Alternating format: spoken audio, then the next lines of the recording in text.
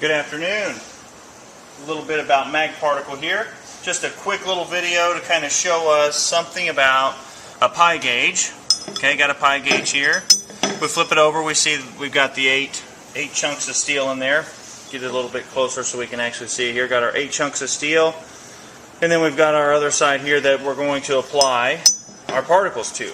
Okay, pi gauge, as we already know, is good for field direction. Okay, so if we lay this guy here and we put our poles of our yoke here, we've got longitudinal magnetism running through the piece.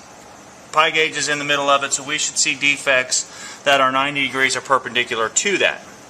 So this is the yoke we're going to use. Okay, just a regular old Parker probe here. I'm going to put my yoke just as straight as I can. Actually, let me turn that. Doesn't really matter. Okay, I don't know if you can hear that, but you can tell I'm actually turning the yoke on. Okay, so I've got my yoke on. Got just my regular old magnetic particles here. Okay, try and put them on as decently as I can without making a huge mess. Okay, we're getting somewhere. Now we can see them start to develop. Okay, as we can see, our longitudinal magnetism is running between pole to pole. Whoops, I just hit that there. And then we're going to see defects that are at least 45 degrees to 90 degrees of that magnetism. So if I were to turn this, okay, start this all over, just get these particles off of here, start this process all over, leaving my pi gauge pointed the same direction, my field lines are going to change a little bit. Okay, this one's not as prevalent now, this one's pretty good, and that one's okay. Okay, it'd be the same kind of thing if I went like this. I would start to lose this line, but I'd gain this one back. Whoops. That's what I hate about mag. And you can see that right there. Got really two very solid lines, but not necessarily my particles for my line following me here. So, as you see that, something pretty simple.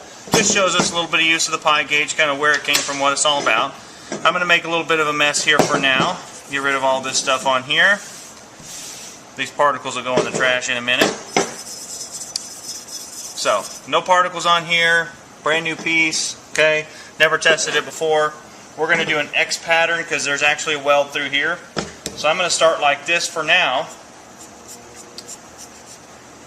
And you can see pretty quickly we had an indication develop right here, and there's actually one over here. Same piece we did for our penetrant video, if you watch the penetrant video. And you can tell, there they are. Okay, at least 45 to 90 degrees of my magnetic flux, which is good. That tells me, alright, I've got a leakage field here and a leakage field here, and I've caught them both in one swipe. So let me change directions here a little bit. Go the opposite, and see if that's still the case when I change directions this way. Okay, I got excess particles. That guy came right back.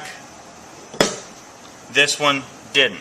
Okay, because of how those field lines are oriented, it's not as clear as it was when we were going this way. So that shows us a little bit about orientation of magnetic fields and what we're going to get for actual defects.